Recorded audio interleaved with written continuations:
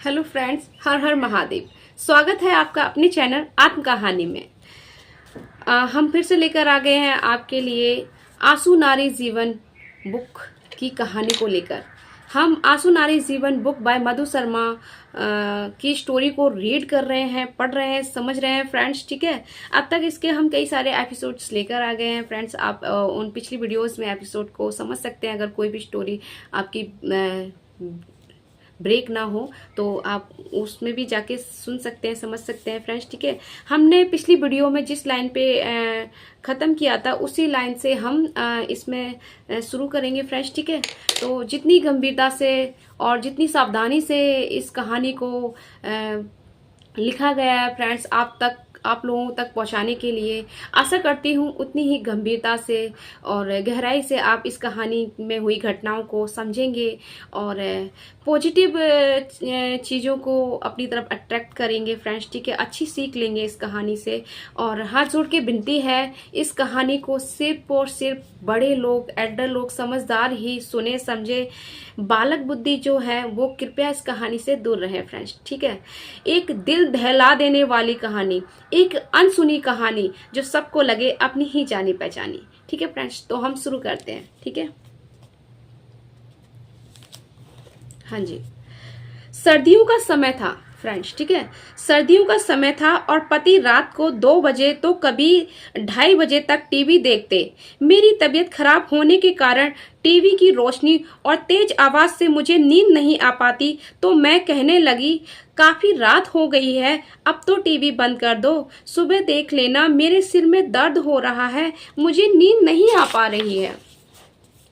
तभी उतनी ही रात को तेज ठंडी में पति मुझ पर चिल्लाने लगते और मेरा हाथ पकड़कर खींच के कमरे से बाहर निकाल देते और मैं वही कमरे के दरवाजे पर 1-2 बार हाथ मारती और बाहर कमरे के गेट से जमीन पर बैठे काफी देर तक लाचार रोती रहती। जब मुझे नींद आ जाती तो उतनी ही सर्दी में दरवाजे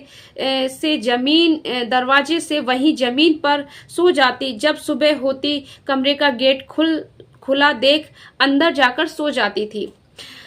तो मेरी अंतरात्मा इतने अत्याचार सहने के बावजूद भी मैं मौन रहकर अपने अंदर जीने की हिम्मत बनाए रखती। यह है सोचकर कि मेरा बेटा छोटा है और उसके भविष्य का सवाल है, मैं अंदर से पूरी तरह से टूट जाती, फिर भी हिम्मत बनाए रखती, ये सोचकर कि लहरों से डरकर नौका कभी पार नहीं होती। फ्रेंड्स, लहरों से डरकर नौका कभी पार नहीं होती और हिम्मत रखने वालों की कभी हार नहीं होती। ठीक है, ऐसा सोचकर एक बार की बात थी कि हम फिर गांव गए। गांव में बड़ी लड़ाई झगड़ा, दहशत भरी जान को खतरा, ये सब सहते हुए मेरा एक एक दिन गिन गिन कर कि कभी ये लोग यहाँ से एक एक दिन गिन गिन कर निकला कि कभी ये लोग यहाँ से वापस चलेंगे और फिर जब हम गांव से वापस घर जाएंगे तो पति ने ऑफिस के कुछ लड़कों को, जब हम गांव से वापस घर गए, अन्नू और उसके पति गांव से वापस घर गए तो पति ने ऑफिस के कुछ लड़कों को घर पर चाय पे बुलाया। पति ने मुझसे कहा कि सभी लड़कों के लिए चाय बनाकर दो, तो मैं सब लड़के के लिए चाय बना दी।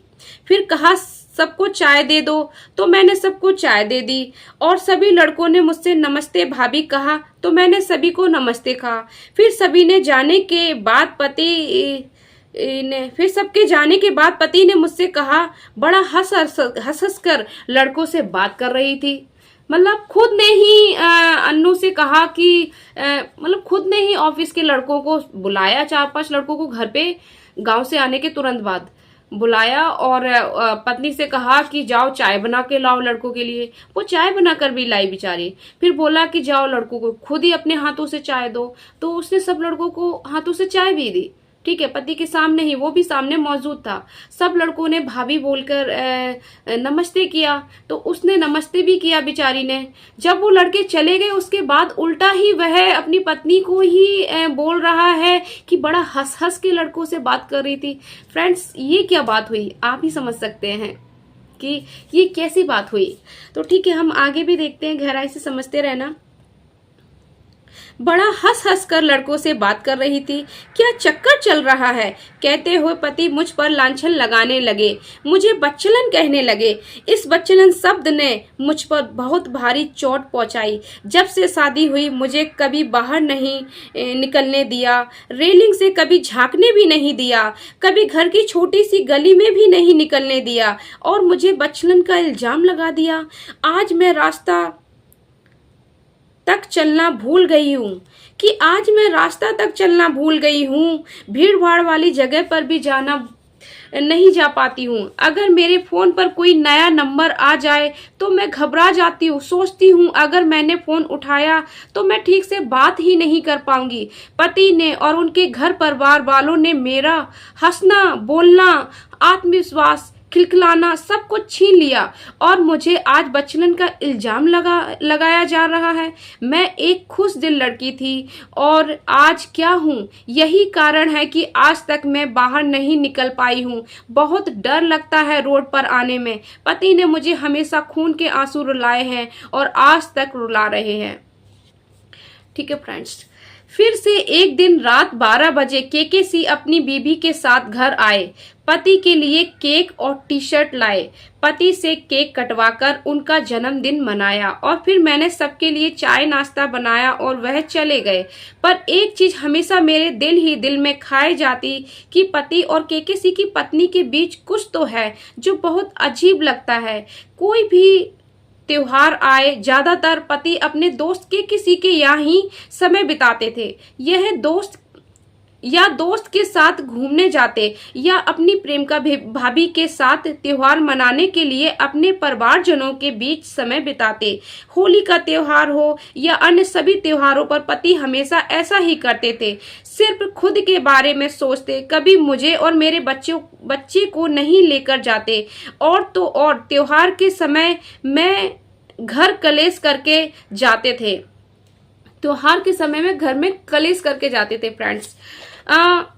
ये एक तरह की चालाकी थी, साजिश भी चालाकी थी, चालाकी षड्यंत्र भी बोल सकते हैं, माइंड गेम्स भी बोलते हैं कि घर में इस तरीके का माहौल क्रिएट कर दो लड़ाई झगड़ा वाला, ताकि उसका बहाना लगा सकूं कि इसलिए मैं अपने परिवारजनों के साथ जा रहा हूं या अपने भाईचारा दोस्त लोगों के बीच त्योहार मनाता हूं।